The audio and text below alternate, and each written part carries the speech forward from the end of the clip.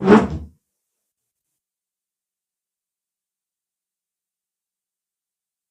जो आपने क्या उद्देश्य है आपका? साथियों, सबसे पहले तो मेरा नमस्कार और आप सभी को गणतंत्र दिवस की शुभकामनाएं। मैं डॉक्टर भूपेश नंदेश्वर और फिर से आपके समक्ष मैं अपने hotel blue in guest house के जो और से मुद्दा जो जिस तरह से है उसके समक्ष आप लोग सभी लोगों को एक क्लियरिटी देने के लिए ये पत्रकार परिषद लेने की मैंने आज दरकार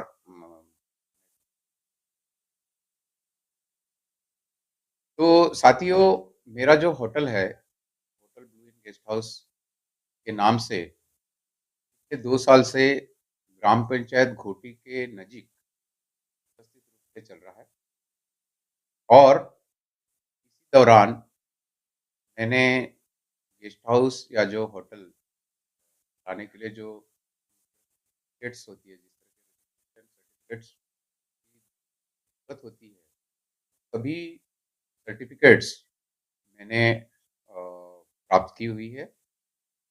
तो मसला यह होता है कि इस होटल को लेके बहुत बार बहुत सारी अफ़वाहें, बहुत सारी घटनाएँ और बहुत सारे संगीन आरोप मेरे होटल पे लगाए जाते हैं और कम से कम इसके पहले भी मैंने पत्रकार परिषद ली थी। पत्रकार परिषद में मैंने सभी बातें और सभी दस्तावेज़ मैंने क्लियर रखे थे। तो कुछ लोगों का 2 संगठनाएँ हैं अ, मेरे जहाँ होटल स्थित है घोटी गाँव में। एक भारतीय मुस्लिम परिषद संगठन है, दूसरा जनशक्ति भ्रष्टाचार निर्मूलन। ये दोनों संगठन के माध्यम से इस प्रशासन को और वरिष्ठ अधिकारियों को जैसे कि कलेक्टर साहब, सीओ साहब, बीडीओ साहब और माननीय तहसीलदार साहब और बीडीओ साहब, ये सभी को एक निवेदन दिया जाता है और वो निवेदन में होटल में अनैतिक व्यवसाय होता है, यह देह व्यापार होता है, ऐसे संगीन आरोप लगा के मेरा होटल बंद करने का प्रयास और मेरी होटल की गरिमा है, इसको नीचा रखने का प्रयास किया जाता है। तो ये सभी की जैसा 500-700 लोगों की वहाँ साइन होती है, वो 500-700 लोगों को यह पता नहीं होता है कि वो किस लिए साइन लेते हैं, ज़बरदस्ती से साइन लिया जाता है। तो ये सभी चीज़ होती है, निवेदन दिया जाता है और उसके बाद में पुलिस विभागीय एक चौकसी मेरे होटल की होती है, 4 से 5 महीने पहले। और वो चौकसी के दौरान मेरे होटल में जितने भी दस्तावेज़ हैं, जैसे कि मेरे पास में उद्यम लाइसेंस है, उद्यम रजिस्ट्रेशन सर्टिफ़िकेट है, उसके बाद में जॉइंट कमिश्नर साहब की परमिशंस है, उसके बाद में जो इंटरनेशनल लेवल पे जो ओयो जो चलता है, ओयो की भी मेरे पास रजिस्ट्रेशन सर्टिफ़िकेट। बाद में मैं यहाँ रहने के लिए तो व्यवस्था की है। इसके दौरान मैंने आने वाले जो ग्राहक है, जो आने वाले हमारे व्यवस्था की है, तो वो खाने के लिए भी मैंने फसाए से फूड लाइसेंस भी मैंने प्राप्त की है। ये सब चीज़ें उसके बाद में ये जब होटल शुरू होता है, यह होटल शुरू होने के दौरान मैंने इसकी माहितीस्तव मैंने यहाँ होटल शुरू किया है कि माहितीस्तव मैंने जो हमारे पुलिस स्टेशन है उनको पत्र लिखा था, मैंने एसपी साहब को पत्र लिखा था और इसी दौरान मैंने ग्राम पंचायत को भी टोटल 2-3 मही चालू होने के बाद में 2-3 महीने के बाद में पूरी लाइसेंस सर्टिफ़िकेट्स जमा करने के बाद में मैंने संबंधित पत्र ग्राम पंचायत को भी दिया था कि मेरा ऐसा-ऐसा व्यवसाय शुरू किया है और ये व्यवसाय सुरक्षित रहने के लिए आपकी तरफ से मैंने किसी लाइसेंस के लिए ग्राम पंचायत को एनओसी के लिए पत्र नहीं लिखा था। मैंने मेरा व्यवसाय शुरू किया है और यह व्यवसाय सुरक्षित प्रमाण से चलना चाहिए, सुरक्षित पद्धति से चलना चाहिए, इसीलिए मैंने ग्राम पंचायत को पत्र लिखा था। तो उसमें कुछ ग्राम सभा जो पंचायत के जो लोग होते हैं, मेंबर्स होते हैं, उन्होंने 9 महीने के बाद में मुझे एक एनओसी दी थी। वो एनओसी की भी कॉपी मेरे पास में है, और उस एनओसी के साथ में मुझे गांव नमूना 8 की भी एनओसी देते हैं। में आवक जावक नंबर है, ग्राम पंचायत का स्टैंप है, सरपंच का स्टैंप है, सिग्नेचर्स है, बाद में आपके सचिव का सिग्नेचर है, और जितने भी मेंबर्स है वो सभी के नाम। तो उसी के साथ में मुझे ये गांव नमूना 8 की पावती भी लाके देते हैं, जो शासन की पावती होती है। ये सब होने के बाद में गांव में एक पत्रकारिता शुरू होती है, वृत्तपत्र माध्यम से, न्यूज़पेपर के माध्यमों से, कि मुझे जो एनओसी है, जो नाहरकत सर्टिफिकेट मिली है, जो परवानगी मुझे ग्राम पंचायत से मिली है, वो परवानगी बनावटी है, ऐसा एक मुद्दा ग्राम पंचायत में खड़ा होता है। और उसकी बहुत सारे न्यूज पेपरों के माध्यम से मेरे ऊपर एक प्रेशर दिया जाता है कि वो किस तरह की आपको एनओसी या नाहरकत प्रमाण पत्र मिला है। जे हेतु मुझे एनओसी लाके दिए है, एक नाहरकत प्रमाण पत्र लाके देते, एक परवानगी लाके देते कि आपका व्यवसाय सुरक्षित रहे। उसी के साथ में मुझे गांव नमूना 7 की पावती भी लाके देते। तो मैं इस बनावटी नाहरकत प्रमाण पत्र के बारे में मैंने आज तक, या ग्राम पंचायत ने या किसी प्रशासन ने, कि आपको जो नाहरकत मिली है वो बनावटी है, अभी तक मुझे किसी ने क्लियर करके नहीं दिया। मैं अभी भी यह मानता हूं कि वो जो मुझे एनओसी या जो उसके एनओसी के साथ में या नाहरकत के साथ में जो गांव नमूना 7 की पावती दी है गवर्नमेंट की, ये एक प्रत्यक्ष उदाहरण है कि वो आपकी एनओसी या आपका जो परवानगी मिली है ग्राम पंचायत से हो सकते हैं।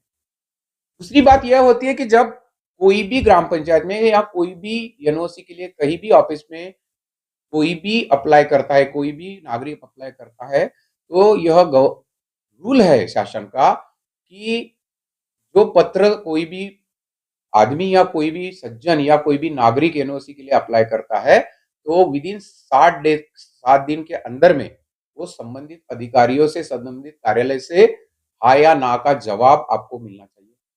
अदरवाइज यह गवर्नमेंट का रूल रेगुलेशन है कि वो अगर आपको पत्र व्यवहार नहीं करते हैं 60 दिन के अंदर में, आपके पत्र जाने के बाद में एनओसी के लिए, तो that is presumed as a NOC, वो आपकी एनओसी ग्राह्य होती है। यह भारत सरकार के रूल्स और नियम है। लेकिन यहां क्या होता है कि मैंने पत्र देता हूं, पत्र देने के बाद में मुझे 9 महीने के बाद में वहां सरपंच साहब, 2 सदस्य, आपके सचिव साहब के साथ में बात होने के बाद में वो मुझे 9 महीने के बाद में एनओसी लाके देते हैं, और 9 महीने के बाद में वृत्तपत्र माध्यम से मुझे एक वातावरण तैयार किया जाता है कि वो एनओसी बनावटी है। अब मैं कैसा मानूंगा ये बनावटी है या नहीं है? उन्होंने 60 दिन के अंदर मिला था। 60 में वो ग्राम पंचायत की या संदर्भीय वो संबंधित कार्यालय की जिम्मेदारी होती है गवर्नमेंट रूल रेगुलेशन के हिसाब से कि उन्होंने 60 दिन के अंदर में आपको देनी है या नहीं देनी है, ऐसा पत्र व्यवहार मुझे करना था, लेकिन वो नहीं किए। तो गवर्नमेंट रूल क्या कहते हैं कि आपको अगर नहीं देते हैं 60 दिन के अंदर में, ये सब लोगों ने पढ़ना चाहिए, उन्होंने गवर्नमेंट के रूल निकालना चाहिए, बराबर है कि नहीं? तो वो मुझे नहीं देते, तो वो तो ऑलरेडी 60 दिन के अंदर में नहीं देते, तो आपकी ग्राह्य हो गई हो। लेकिन मुझे 9 महीने के बाद में लाके देते हैं, मेरे से 50,000 लेते हैं, और वो बनावटी है करके कुछ जो ग्राम पंचायत के सदस्य है उन पे कार्रवाई होती है, और उनको कलम लगती है उनके ऊपर, उनको पुलिस शासन पकड़ती है कि आपने बनावटी काम किया है करके। लेकिन ये बनावटी भी हुई है, तब भी अभी तक किसी भी प्रशासन के तरफ से, ग्राम पंचायत के तरफ से या संबंधित अधिकारियों से, वरिष्ठ कार्यालयों से मुझे अभी तक बताया नहीं गया है, और ऐसा पत्र व्यवहार भी नहीं किया गया है कि आपको जो एनओसी दी है ग्राम पंचायत ने वो बनावटी है। तो मैं ये कैसा मानूं? How I will tell you that is a fraud and duplicate NOC? Is it not so? तो ये फिर ये एनओसी का मुद्दा होता है। एनओसी के मुद्दे के बाद में वो गांव के कुछ लोग मुझे धमकी देते हैं, 500 लोग लाऊंगा, 800 लोग लाऊंगा और आपका होटल बंद करूंगा। ऐसी लोग, मैंने उसके बारे में पत्रकार परिषद ली थी, वो मारने की धमकी दिए थे मुझे, होटल बंद करने की धमकी दिए थे। तो उसी दौरान दो संगठना होती है, भारतीय मुस्लिम परिषद संगठना और दूसरा जनशक्ति भ्रष्टाचार निर्मूलन संगठन। इनके तरफ से निवेदन जाते हैं। कहां जाते हैं निवेदन? पुलिस स्टेशन को, तहसीलदार साहब को, माननीय जिलाधिकारी साहब को, माननीय बीडीओ साहब को, माननीय सीओ साहब को, माननीय एसपी साहब को। और उसके तरफ से मेरी वो पुलिस स्टेशन में सब लोगों ने कि होटल की चौकसी की जाए, ऐसा पत्र व्यवहार होता है।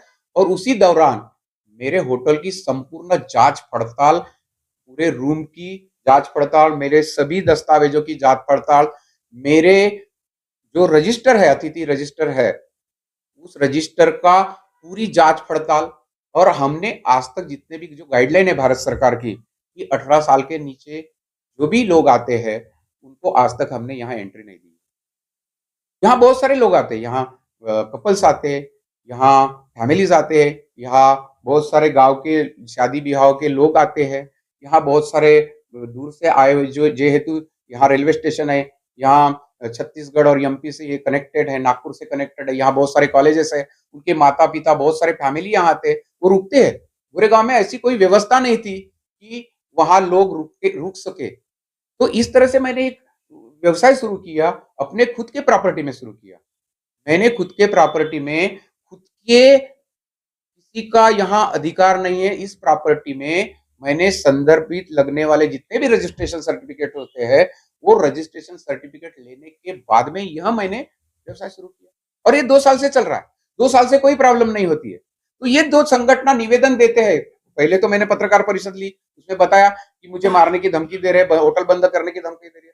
उसी दौरान दो संगठन, जो भारतीय मुस्लिम परिषद संगठन और दूसरा जनशक्ति भ्रष्टाचार निर्मूलन संगठन, इन्होंने निवेदन देते और निवेदन में 700-800 लोगों की साइन लेके होटल व्यवसाय बंद करने की वो मांग करते हैं। तो मांग में ये होता है कि मेरी विभागीय चौकसी होती है। विभागीय चौकसी में अगल बगल में जितने भी लोग होते हैं उनके सबके बयान लिए जाते हैं और उसका पूरा अहवाल, पुलिस अहवाल संदर्भीय, जहां जहां से उन लोगों को पत्र आया था, जिन लोगों ने यहाँ कंप्लेंट इन्होंने की थी संगठन ने, वो सबको उसका अहवाल भेजा जाता है। और उसी दौरान जिन लोगों ने फ्रॉड किया है, जिन लोगों ने डुप्लीकेट एनओसी दी है, वो सभी लोगों को पुलिस कोठड़ी होती है, उन पे केस लगते हैं। अब इसी दौरान मेरी क्लियर हो जाता है मेरा कि अगर मेरे पास में, अगर उन्होंने जो संगीन आरोप लगाए हैं, यहाँ देह व्यापार होता है, मैं तस्करी करता हूं, मैं गांजा बेचता हूं, मैं दारू बेचता हूं, ये जो इन्होंने मेरे पे संगीन इल्जाम लगाए थे, वो इल्जाम का यहाँ चौकसी करने के बाद में कुछ नहीं मिलता है और मेरे होटल आज भी चल रहा है। उसके बाद में इन्होंने और ग्राम सभा ली, आम सभा ली, जो कि ग्राम सभा का रूल यह होता है कि भारतीय इंडियन कॉन्स्टिट्यूशन आर्टिकल 241, 245 ये उसके अंतर्गत आता है महाराष्ट्र ग्राम सभा अधिनियम कायदा 1958। उसके माध्यम से यह ग्राम सभा को या आम सभा को एक रिस्ट्रिक्टेड पावर्स होते हैं। उस पावर्स में वह यह कर सकते हैं कि गांव में जितना भी डेवलपमेंटल वर्क होते हैं, जो बहुत सारी योजना के मार्फत से गांव में फंड आता है, गांव में रास्ते बने या नहीं, नाली बने नहीं है, दलित बस्ती बनी नहीं है, एजुकेशन कैसा है, वैद्य की सुविधा कैसी है, लाइट, बिजली, पानी की व्यवस्था कैसी है, इसके बारे में चर्चा करने का रेस्ट्रिक्टेड अधिकार ग्राम सभा को होते हैं। लेकिन जो जो इंडियन कॉन्स्टिट्यूशन 245 ये ग्राम सभा अधिनियम कायदा, महाराष्ट्र ग्राम सभा अधिनियम कायदा 1958 के अंतर्गत ग्राम सभा में कोई भी ठहराव, किसी भी होटल, किसी भी लॉज, किसी भी दुकान या किसी भी पर्सनल प्रॉपर्टी के बंद करने का ठहराव यह नियम बाह्य होता है। इसको अधिकार नहीं है ग्राम सभा को। अगर यह होटल या कोई भी होटल वो गवर्नमेंट के रूल रेगुलेशन से नहीं चलता होगा तब वो ठहराव लेके एक संदर्भित अधिकारियों को पत्र देके वो होटल बंद करने का प्रयास कर सकते हैं। लेकिन डायरेक्टली ग्राम सभा में ठहराव लेके वो किसी को भी, किसी होटल के मालिक को, किसी भी पर्सनल प्रॉपर्टी को, किसी भी दुकान को वो बंद करने का ठहराव नहीं ले जा सकता। तो ये सब इन्होंने किए। संदर्भित चौकसी हुई, उसमें निष्पन्न क्या हुआ, कुछ नहीं हुआ, मुझे भी नहीं पता। क्योंकि अगर मेरे होटल में अगर संगीन आरोप जिस तरह से लगाए गए थे, उस संदर्भ में अगर गलत काम होते थे तो अभी तक शासन ने मेरे होटल को लॉक किया रहता। ये जग जाहिर बात है। ये सब चल रहा है 6 महीने से। अभी आज क्या हुआ? आज 26 जनवरी के उपलक्ष्य में हर गांव में ग्राम सभा होती है और उस ग्राम सभा में मुद्दे होते हैं। तो यह मुद्दे अभी मैंने जस्ट ग्राम विकास अधिकारी से, जो सचिव साहब है, उनसे बात की कि सर बोले आपके होटल का मुद्दा ही नहीं था। तो कुछ लोग जिस होटल को टारगेट करते हैं, जो लोग स्पेशली मैंने देखा कि यहाँ एक मिर्जा साहब है, मिर्जा वहाब साहब है घोटी में, दूसरे सचिन कतलाम साहब है। ये लोग बहुत बार मेरे से डायरेक्टली इनडायरेक्टली बोलते हैं कि यहाँ आने मीन्स इलीगल है। और आज उन्होंने गांव में जो ग्राम सभा है उसमें मुद्दा नहीं रह के भी उस मुद्दे में ये ग्राम सभा में मुद्दा उठाया जाता है और मुद्दे में यह कहा जाता है, मुझे धमकी दी जाती है कि चलो गांव में, हमारे गांव में ये होटल है, यहाँ क्या चलता क्या नहीं चलता ये सबको पता है।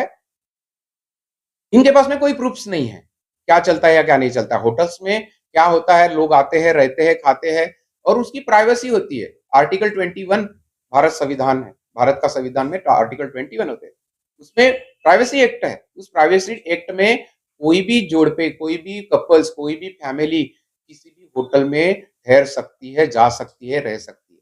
और किसी भी होटल वाले को यह अधिकार नहीं है कि 18 साल के ऊपर में अगर कोई कपल्स या कोई फैमिली जो प्रौढ़ लोग है अगर आपके होटल में आते हैं तो आप उसको रूम देने से ना इनकार नहीं कर सकते। ये रूल्स है भारत सरकार के। तो मैं किस तरह से इन लोगों को आने से मना कर सकता हूं? मेरा कोई अधिकार नहीं है।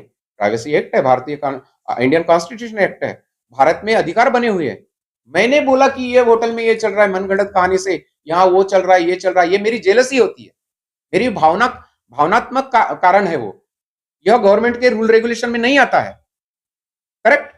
तो ये सब बातें होती है। तो आज फिर से ग्राम सभा में, जिसका कि मुद्दा नहीं था, ग्राम सभा में अभी मैंने ग्राम विकास अधिकारी साहब से बात किया कि यह मुद्दा ही नहीं था। सब बोले कुछ लोग दारू पी के या कुछ कारण से वो मुद्दा उठाए और मेरे होटल के बंद करने के लिए आने की, मुझे माइक पे, मैं यही होटल में हूं और मुझे बोला जाता है कि चलो अभी उनका बोर्ड निकालेंगे, गांव में इतने लोगों का ये है वो है, गांव में यह ऐसा व्यवसाय होता है, यहाँ देवे व्यापार होता है। तो उसी दौरान उन्होंने ग्राम अधिकारी साहब ने बताया कि वो होटल के लीगल सभी डॉक्यूमेंट्स है उन्होंने सबमिट किए हैं और वो लीगल तरीके से चल रहे हैं, यह भावनात्मक मुद्दा नहीं है। और वो उन्होंने ये भी कहा कि अभी भी बार को या होटल को एनओसी की परमिशन नहीं लगती है, ऐसा उन्होंने माइक में कहा। तब भी कुछ लोगों ने कहा कि चलो अभी जाके उस होटल को बंद करते हैं और उसका बोर्ड लॉक करा देते हैं। तो ये कोई भारतीय संविधान है कि नहीं इस देश में? मैं एक एससी कैटेगरी का हूं, एससी कैटेगरी में महार समाज का मैं बंदा हूं, मुझे व्यवसाय करने का अधिकार नहीं है? मुझे अधिकार इंडियन कॉन्स्टिट्यूशन ने नहीं दिया है। इंडियन कॉन्स्टिट्यूशन आर्टिकल 19 के तहत से हर इंसान को अधिकार है भारतीय नागरिक की, वो कोई भी व्यवसाय, बिजनेस कोई भी प्रांत में कहीं भी जाके कर सकता है। तो इनका यह कहना है कि मेरा ये घोटी गांव से आधे किलोमीटर के दूर भी गांव है, ये 5-7 सालों से मैंने घर लिया है और उसमें मैंने रहने की व्यवस्था और खाने की व्यवस्था की है। तो ये बाहर से आके व्यक्ति हमारे गांव में कैसा व्यवसाय करता है, ये क्यों करता है बाहर का आदमी? ऐसा मुद्दा करके मेरे होटल पे संगीन आरोप लगा के, बार बार मेरे को मानसिक त्रास देके, बार बार मेरी होटल की गरिमा खराब करके यह मुद्दा उठाया क्यों जा रहा है, इसका पूरा क्लियरेंस मुझे ग्राम पंचायत ने देना चाहिए। ग्राम पंचायत ने मुझे पत्र दिया था कि आपका स्पष्टीकरण दो कि ये दो संगठनाएं हैं, भारतीय मुस्लिम परिषद संगठना और जो जनशक्ति भ्रष्टाचार निर्मूलन संगठना, इन्होंने हमारे को पत्र दिया और उसके पत्र के ऊपर आप होटल बंद करो और इसका स्पष्टीकरण दो।